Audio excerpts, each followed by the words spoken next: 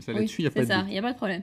Alors, ce geste, justement, il ne plaît pas à tout le monde et il y a justement un député UDI, Meyer Habib, qui veut faire condamner ce geste. Il va proposer une loi pour pénaliser la quenelle de Dieudonné. Il a posté un message d'ailleurs sur son compte Facebook pour annoncer qu'il comptait faire un projet de loi à ce sujet.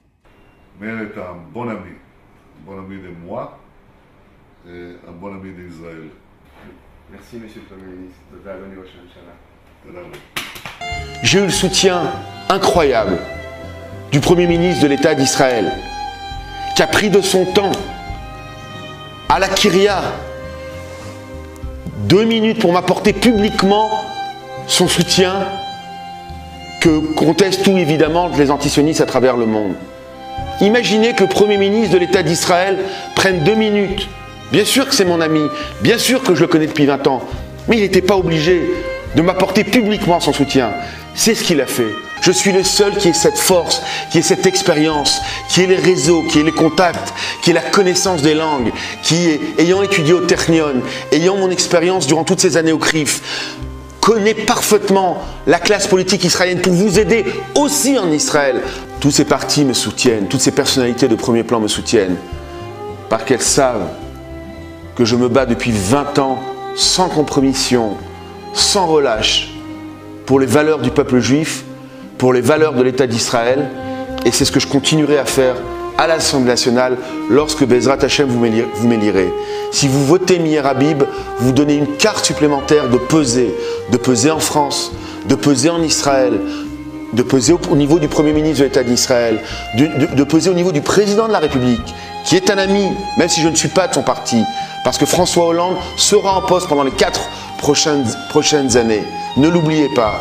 J'ai une longue expérience directe avec François Hollande. Même si c'est une voix au Parlement français, je ne me tairai jamais. Et je porterai cette voix française, cette voix juive, cette voix humaniste, cette voix proche d'Israël, pour dire ne vous trompez pas dans vos alliances, ne vous trompez pas dans la défense de vos valeurs. Israël est le pays le plus moral au monde.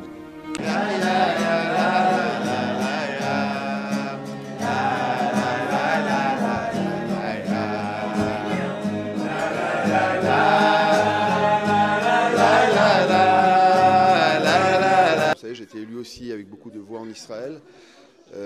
Pour moi, il est clair que, je l'ai dit pendant la campagne et je le redirai, Jérusalem est la capitale de l'État d'Israël. Je pense que je le redirai haut et fort. Je pense que c'est ce que tous les gens qui m'ont porté à cette place, c'est un des messages qui a été fait.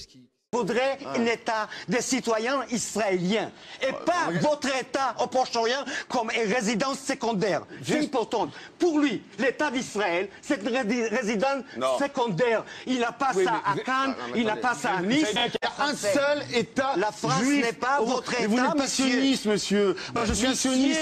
La France est votre État ou non? Pourquoi vous vivez ici? Vous êtes citoyen français, je vous démontre. Nous supportons l'État d'Israël parce qu'Israël est le seul État juif qui existe. Le monde, mais les Juifs ne veulent pas vivre là-bas. Mais la majorité des Juifs ne veulent pas vivre à cet État. Raviv ne veut pas vivre là-bas. Raviv ne veut pas. Je vous arrête tous les deux, mais je suis sûr.